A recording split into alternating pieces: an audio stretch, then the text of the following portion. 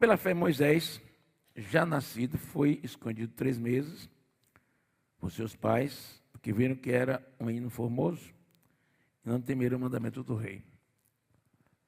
Deus tem um plano em cada coisa que acontece. O que eles pensaram como pais foi: meu filho é lindo, ele não pode morrer. Mas Deus via muito além do que os pais estavam vendo. Deus vê muito além das nossas concepções, não é? Dos nossos conceitos. Aqui diz que, pela fé, Moisés, sendo já grande, recusou, e a palavra recusou, é chamado filho da filha de Faraó. No versículo seguinte diz assim: escolhendo antes ser maltratado com o povo de Deus, do que por um pouco de tempo ter o gozo do pecado. Este é um versículo de uma importância muito grande. Escolheu, a palavra aqui chave é, ele era considerado filho da princesa, né? Filho do rei. Ele era considerado um herdeiro do trono de Faraó. Tinha tudo para estar bem, o melhor emprego do mundo. Quando ele já tinha 40 anos, ele recusou.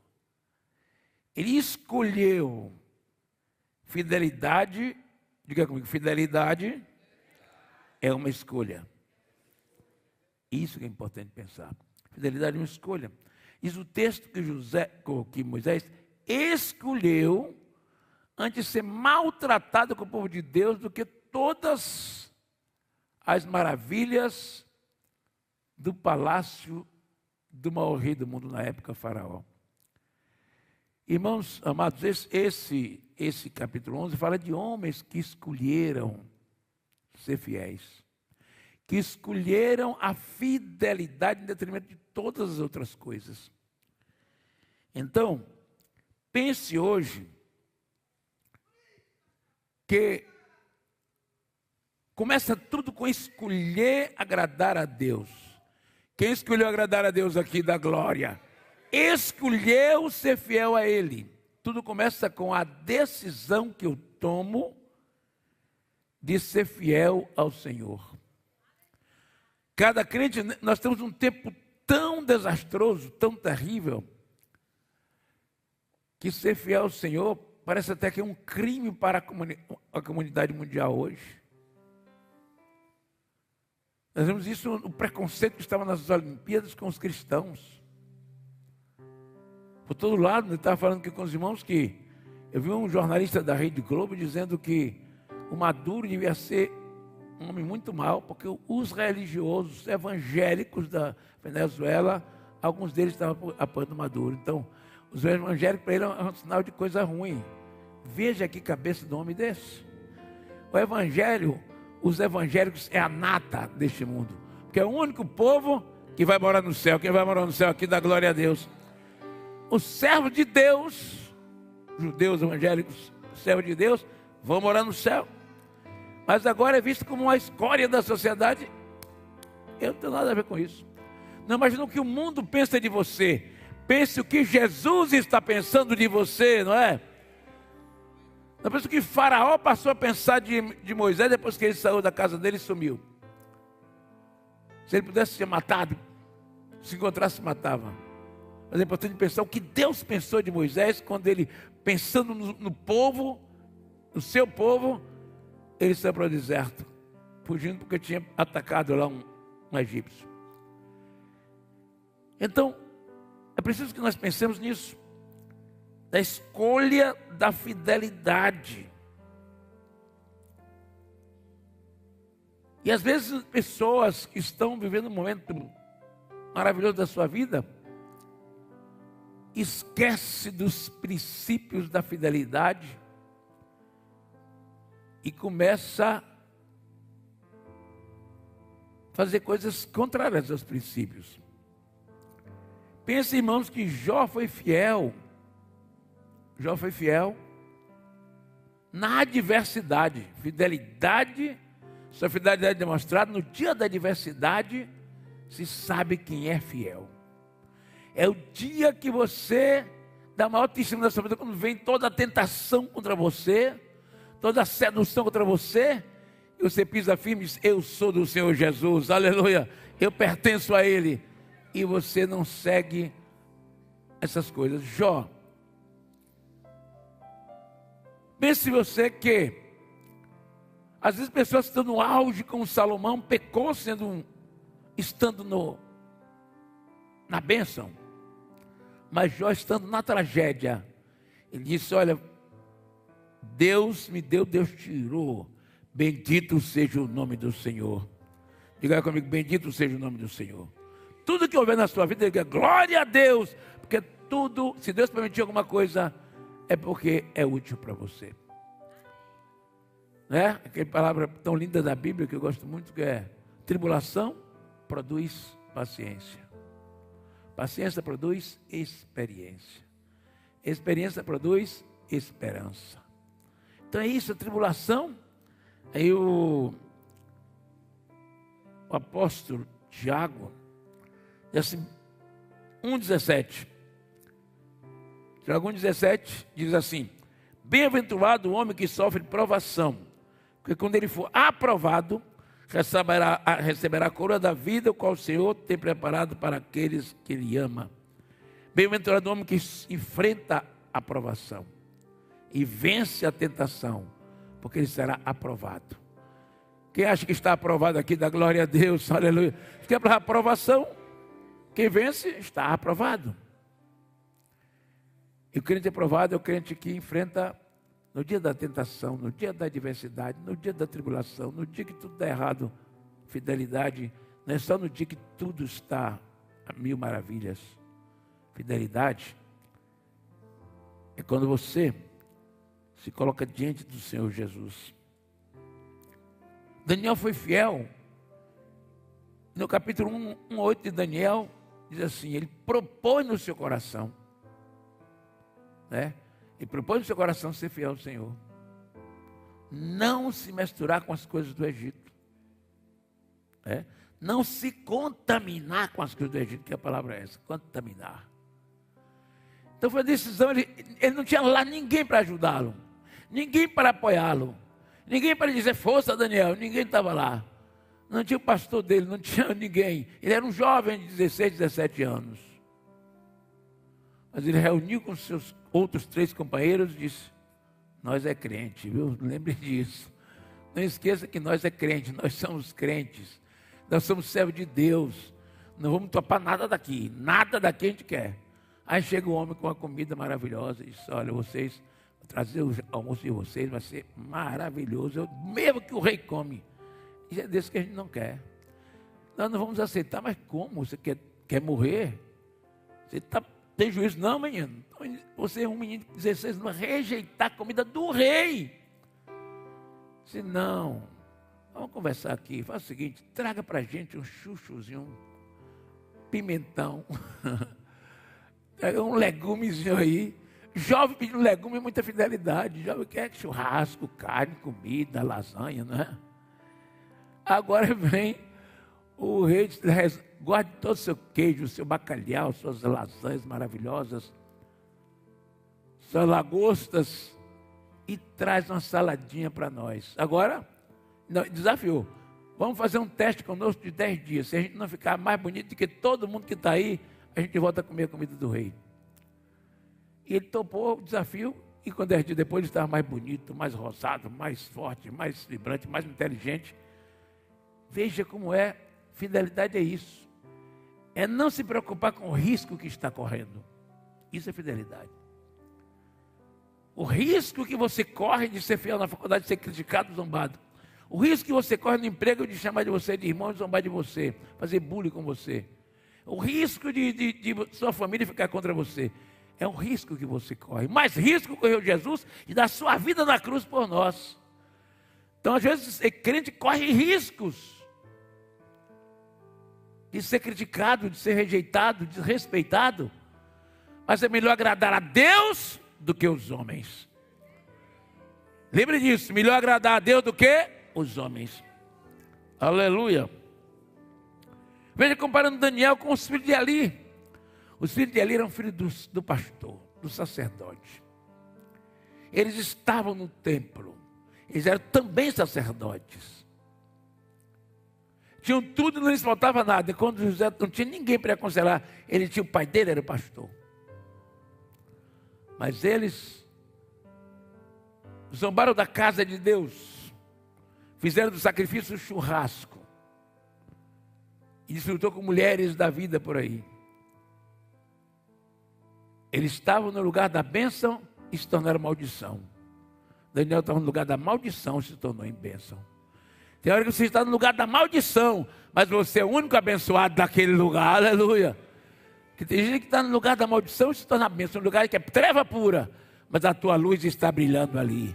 Tem lugar que é treva pura, mas lá tem um crente que brilha como astros, aleluia, porque esse crente é fiel ao Senhor. Mas tem gente que está na maravilha, no paraíso, na maravilha, e fazendo besteira. Deus deu tudo para ele, tem graça, tem alegria, tem salvação. Agora ele começa a fazer bobagem. Começa, não é? Todo mundo está fazendo isso, começa a fazer besteira, irmão. Crente precisa ser fiel. Ser fiel, para não fazer como os filhos de Eli, que vão morrendo todos, todo mundo morreu. Morreu Eli, morreu os filhos todos. Por causa do pecado que estava dominando eles, infidelidade ao Senhor. E eles eram o exemplo da nação, eram os sacerdotes, que sacrificavam pelo pecado do povo e cuidavam da congregação, eram eles. Mas ele vai lá e bagunça todo o sacrifício. Foi tão cruel que Deus os matou. Porque com Deus não se brinca, não é? Com Deus a coisa é muito séria. E ali, os filhos de Eli se contaminaram com o pecado daquele lugar. Mas é preciso que a gente lembre, irmãos, que no tempo de adversidade é que nossa fidelidade é testada, não é? É José no Egito sendo testado pela sua fidelidade. José passou vários testes. Jogaram na cisterna, José continuou fiel. Venderam como escravo, José continuou fiel. Foi para a casa de Potifar, José foi tentado na casa de Potifar, permaneceu fiel. Prenderam José, José estava fiel. José foi para o palácio, José estava fiel. Então, a fidelidade é uma escolha que nós tomamos. Você escolhe, não importa o que vai acontecer daqui para frente. Importa eu serei fiel. Diga assim, em nome de Jesus, eu serei fiel até o fim, aleluia. Ser fiel até o fim. Essa fidelidade é o segredo diante do Senhor, da nossa vida espiritual, do céu. José foi fiel sendo escravo, sofrendo humilhações. Interessante que quando você é fiel, você não sabe onde vai chegar, mas só seja fiel. Porque fiel, José disse, olha, eu estava na casa de meus pais, não zombaram de mim, Deus não me defendeu. Eu agora fui na cisterna para morrer, Deus não me defendeu. Me venderam como escravo, Deus também não me defendeu. Ele podia pensar assim. A pessoa duvidosa pensa assim de Deus. Agora eu estou preso, Deus não me defendeu. Eu revelei o sonho do homem, mas não me falou nada. Então Deus não está comigo. Não é assim. Se você é fiel, Deus, você pode chover canivete, Deus está com você. Você é fiel, mas parece que Ele não está comigo, mas glorifica Ele, aleluia, Ele está na tua vida. Porque na tribulação, você é fiel, pode ficar tranquilo. Não é com aqueles 3 moços foram lançados na fornalha, pediam pensar assim, mas eu pensei que Deus ia me livrar da fornalha, olha nós indo para a fornalha. Mas a fé deles era maior do que isso. Eles disseram, bom, mas eles disseram logo, nós vamos ser fiel a Deus, disseram para o rei. Vamos aquecer 7 vezes e tal, rei, vamos ser fiel. Deus vai nos livrar da fornalha, mas se Ele não quiser livrar, a gente vai ser fiel do mesmo jeito, acabou. Não é porque eu vou ser fiel se Deus me livrar, não. Nós somos fiéis ao nosso Senhor. E se Ele nos livrar da fornalha, tudo bem. Se Ele não nos livrar, a gente vai morrer fiel. Porque fidelidade é isso. Mesmo que o fogo nos devore, nós vamos continuar fiéis. Porque nós temos ao Deus Todo-Poderoso. Aleluia. E eles foram lançados da fornalha. Mas eles continuaram fiéis. Na fornalha, Jesus apareceu o quarto homem que estava na fornalha. O rei viu, se assustou. O que é? Que é aquele que está com eles ali? Parece um Deus. Não, e não é que era? Era um Deus. Dizem que ali podia ser uma figura de Jesus Cristo, aquele anjo. Não se tem, não sabe que alguém do céu desceu ali. Isso é só fidelidade. Isso é fidelidade. E quando nós pensamos em fidelidade, nós pensamos que fidelidade nos leva a lugares maravilhosos, não é? Jesus venceu no deserto. Adão pecou no paraíso, Jesus venceu no deserto. Não faltava nada para Adão, mas ele pecou. Ele quer assim, porque assim, se Deus me abençoasse, eu não tinha cometido aquele erro. Não é nada disso. Não precisa ser nenhuma bênção para você ser fiel. Você não é fiel pelo que Deus te dá. Você é fiel pelo que Ele é. Não é? Tem gente que eu sou fiel, se Deus me deu uma casa, eu vou ser fiel a Ele. Se Deus me abençoar, me deu um emprego muito grande, eu vou começar a ser dizimista. Não. Você é fiel no pouco, Deus te colocará no muito. Quem é fiel no pouco, Deus coloca no muito. Então, a fidelidade não depende do que Deus vai me dar, depende do que Deus já me deu, aleluia. Ele me deu a salvação, perdoa meus pecados, escreve o nome no livro da vida. Eu sou fiel pelo que Ele é na minha vida. Quem é fiel pelo que é na sua vida, aleluia. É pelo que Ele é, não porque Ele faz, porque Ele já fez. Não, se Deus não fizer milagre, não é isso. Deus já fez milagre, Jesus morreu na cruz, não tem nada mais do que isso. E isso pode resultar em muitas bênçãos hoje, mas Jesus já fez por você. Você já é comprada pelo sangue dele, você já pertence a ele, você já é cidadão do céu. Não se lamente por nada, só ponha sua fé em ação e seja fiel no pouco, no muito e no nada também. Quando nada acontecer, continue fiel, porque nosso Deus não falha conosco, aleluia. Glória ao nome do Senhor Jesus. A fidelidade, irmãos, a Bíblia nos diz que quando nós somos fiéis, nós somos abençoados. Tem um texto que diz em Provérbios 28, 20, diz assim: o homem fiel abundará em bênçãos, mas o que se apressa a enriquecer não ficará sem castigo. O homem fiel abundará em bênçãos. Então você é fiel, porque nós pensamos que, todo mundo pensa que bênção é coisa material. Tem também bênção material, mas a bênção maior é a presença dele na minha vida. Ele está com você? Ele está na sua vida? Você sente a presença dele? Sente que ele está com você? Esse é que é a abundância. Jesus, eu dou vida com abundância a você. Mas que abundância é essa? Essa vida plena, de você dobrar o joelho, chorar aos pés dele, ouvir a voz do Senhor, se alegrar dele, dar glória, sentir a presença dele. Tem nada melhor do que isso? Não tem, aleluia. Então é preciso que a gente entenda, porque nós pensamos em bênção como se a vida fosse só isso aqui. Tem gente que diz assim: eu vi a vida toda crente, nunca comprei um carro, nunca tive uma casa.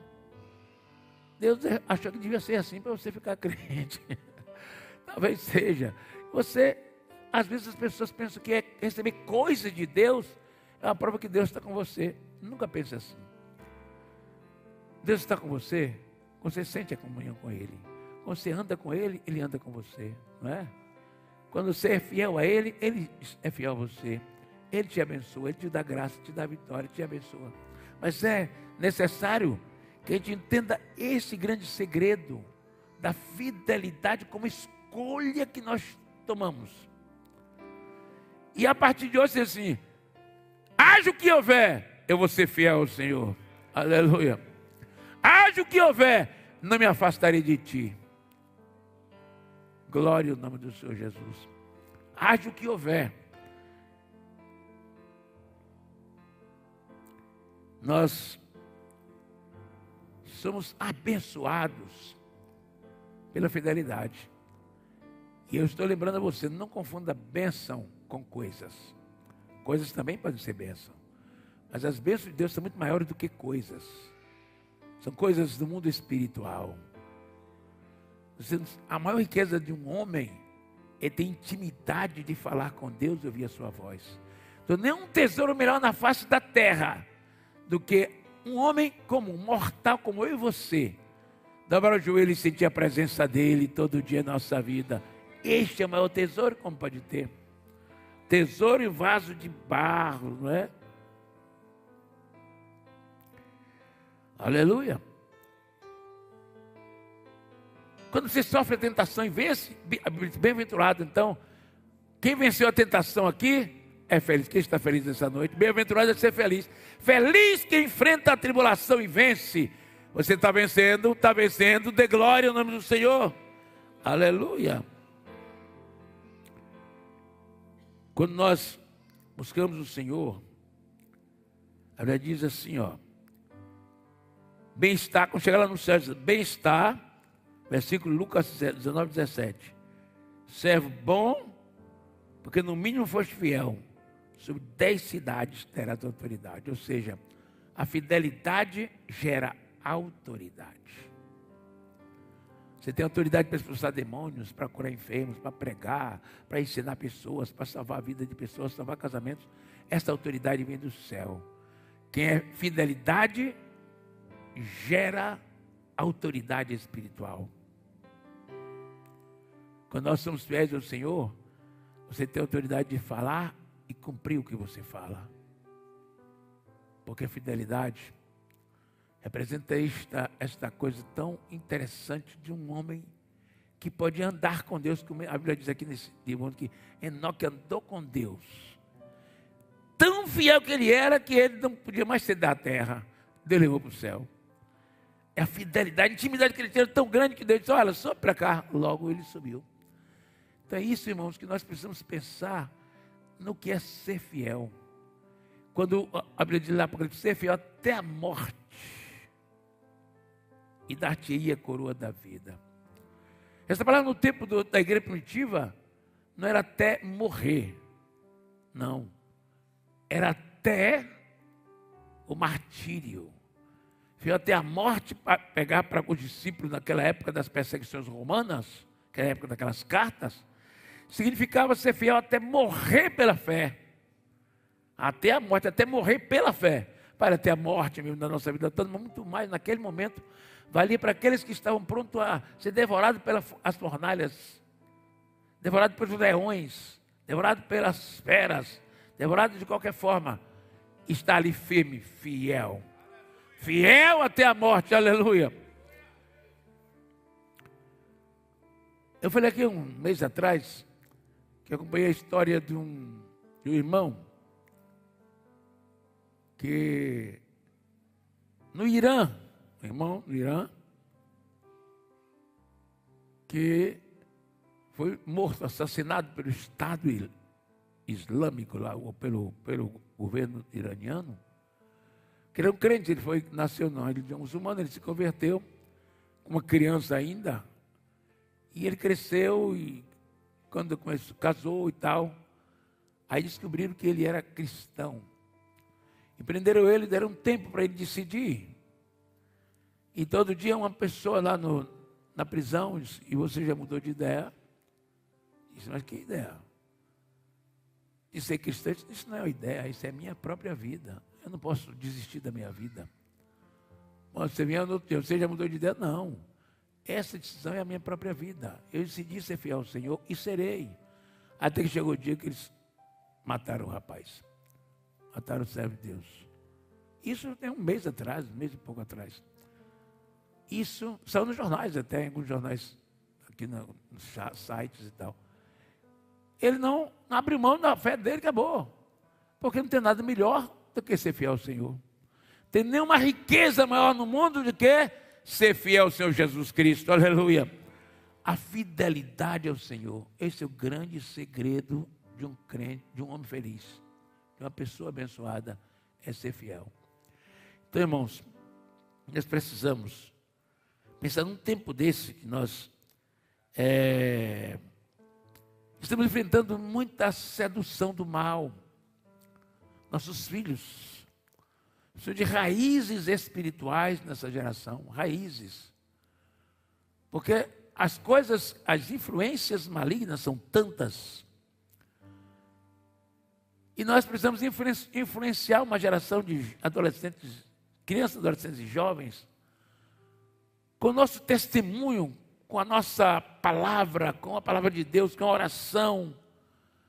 Para que porque quando ele sai, quando ele pega na internet, quando ele chega na escola, quando ele chega nos amigos na rua, quando ele chega na faculdade, está cheio de mensageiros do inferno para todo lado para afastar seu filho do Evangelho, sua criança de ser fiel, sua criança. Há uma batalha muito grande contra as crianças em nosso país. Então é hora de você, de manhã, de tarde, de noite, palavra de Deus, leitura da Bíblia, oração. Ponha seu filho para orar com você. Nós vivemos num tempo que, se nós demorar muitos anos aqui, mais 10 ou 20 anos, se a igreja não for arrebatada logo, nós vamos ter uma geração que não conhece o Senhor. Lá no livro de Juízes, capítulo 2, versículo 10, depois de Josué e outros, surgiu uma geração que não conhecia o Senhor, que os pais não deixaram um legado para eles. Esse é o grande desafio. Os pais pós-Josué foi uma geração muito mais fraca, não é? E isso é o que está acontecendo conosco hoje. Eu fui filho de uma geração de ferro. Os pais crentes daquela época botavam a gente para ser santo, quase botavam lá no pedestal, de santidade, de oração, e leitura. Se desse uma mentira, caia uma surra. E se xingasse um nome, outra surra. Se não fosse para a igreja, não fosse no braço joelho para orar, depois da oração, meu pai botava a gente de joelho 1 hora de oração, e depois, fulano levantou, vem cá, toma um tapa aqui. Você não tem que tomar uma surra. Por quê? Ninguém morreu. E esse povo está crente, né? Mas hoje é um cheio de mimimi, um negócio terrível. O menino não quer ir para a igreja, deixa o menino aí. Não é assim, não. O filho de 5 anos não quer ir para a igreja, não. O quê? Quem manda na sua casa? Então, a geração de pais fracos, pai acabado. Que não seja você, mas a geração é essa. De pai cheio de mimimi, não pode tocar no menino. Não, meu irmão, você tem que levar esse cara para a igreja, para a escola dominical, bota de joelho, tem que aprender que Jesus, o Senhor, no céu e na terra, precisa fazer isso em nossa casa. Hoje o pai, meu filho tem 5 anos, pastor, não quer ir para a igreja. Como assim? Menino de 10 anos, já manda nele, manda no pai e na mãe. Essa é uma geração que você não constrói legado. Pode até deixar herança material para eles brigarem. Mas não tem pais que não estão deixando legado nenhum para seus filhos. O menino de 10 anos não sabe quem é Jesus, não conhece a Bíblia, não sabe nada. E diz assim, quando ele crescer, ele não vai escolher Deus. Com certeza. Porque é tão interessante. Uma criança, se você não ensinar nada, ele vai ser pecador. Se você não ensinar nada, ele vai ser perverso. Porque o mal, Salomão diz que o mal está apegado ao coração da criança.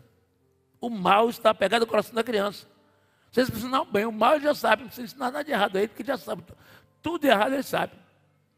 Ele aprende rápido errado. Agora o certo, ele aprende debaixo de prova. É difícil ensinar a verdade.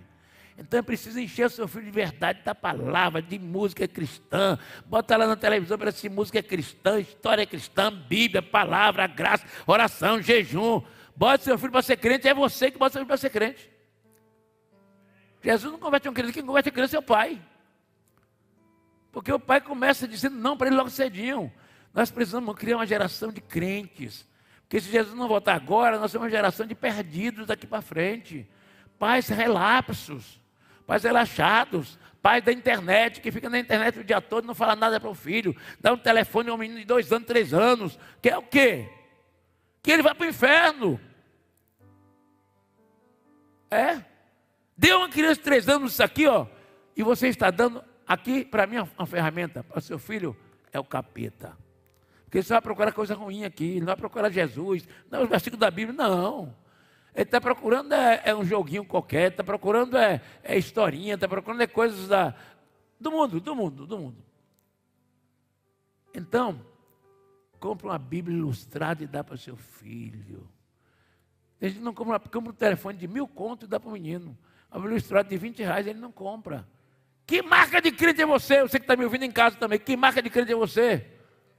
Depois, não, o diabo enganou meu filho. Não, quem enganou seu filho foi você, que não ensinou a verdade para ele.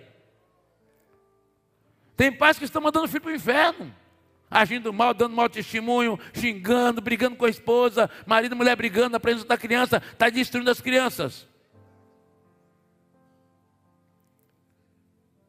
Então, eu quero que Deus fale com os pais. Pede desculpa ao seu filho, se já está adolescente, e ora com ele, porque você pecou contra seu filho. Os pais que não ensinaram o caminho do céu para os seus filhos, pecaram contra seus filhos.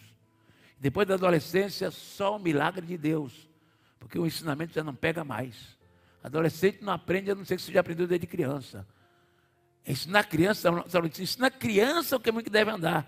Porque a criança, a mente dele está sendo formada ainda. Quando ele aprende a palavra com 3, 4, 5 anos, já fica colada na mente dele, no cérebro.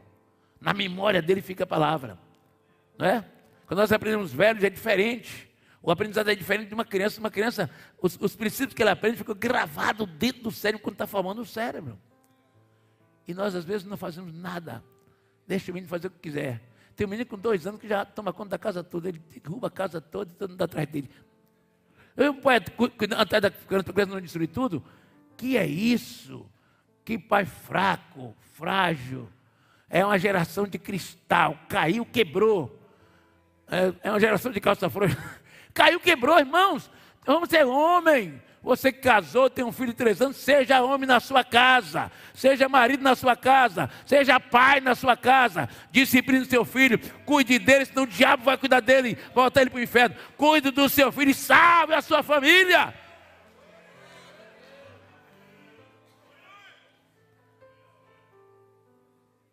Eu nem falei isso aqui, mas de repente Deus me mandou falar isso aqui agora.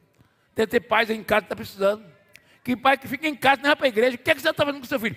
Pais desigrejados estão botando o filho para ir para o inferno. Nem ele vem para a escola dominical, nem ele traz seu filho. Você que está em casa, me ouça. Nem vem para a igreja, não traz. Traga seu filho para a escola dominical aqui para ouvir a palavra.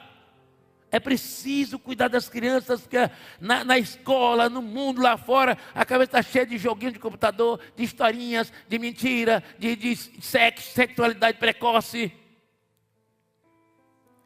Ensinando sexualidade no criança de 2, 3 anos, é o diabo querendo destruir as crianças. A próxima geração pode estar destruída, mas ainda é tempo de salvar essa geração. Quando os pais começarem a orar, chorar pelos seus filhos, e Deus vai ter misericórdia deles.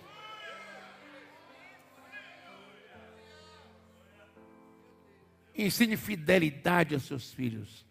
Senão, quando eles crescerem, ele não vai dar importância para você também. É isso. Tem filhos que crescem e manda o pai embora da sua casa. Então, irmãos, que Deus tenha misericórdia de nós. Na geração Nutella, como disse por aí, geração Nutella, geração cheia de mimimi. Não tem compromisso com nada. Adolescentes que não tem compromisso com nada. Aqui tem uns que têm compromisso. Mas tem adolescentes que não tem compromisso com nada. Quer namorar com 9 anos de idade, com 10 anos, quer arrumar menina para namorar. Vai tomar vergonha na cara, menino. Vai crescer. Bota esse filho para crescer. Não, mas meu menino de 14 anos, pastor, já está querendo namorar. O quê? Manda esse cara que lavar prato, aprender a cozinhar feijão, aprender a ser gente. Bota ele para trabalhar em casa. Acaba com isso.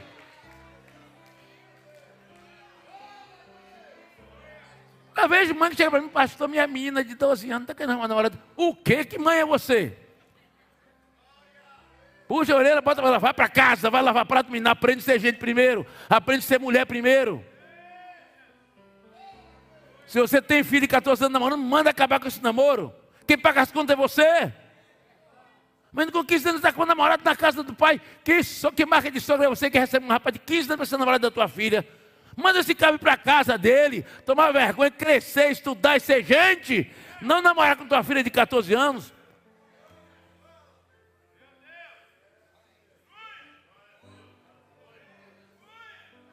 Deus quer falar com os pais de hoje. Você está perdendo sua filha para um garoto de 14 anos. Ele vai ter sexo e deixar sua filha lá. Ele não tem dinheiro para casar, não tem mente para casar, não está com idade de fazer escolhas. Adolescente não está pronto para fazer escolhas. Uma criança está pronta para fazer escolha a partir dos 20 anos que o nosso cérebro está pronto para fazer escolhas. Então, uma criança, um adolescente não pode arrumar uma namorada. Não pode. Porque ele está fazendo escolhas só impulsivamente. Ponha ele na tua ordem. Pai, tem que ter ordem na sua casa. Senão Deus vai cobrar no céu. Cadê teu filho? Foi para o inferno por tua causa, papai. Muitos filhos vão para o inferno porque o pai não ensinou o caminho certo. Vamos estar em pé, vamos orar ao Senhor Jesus.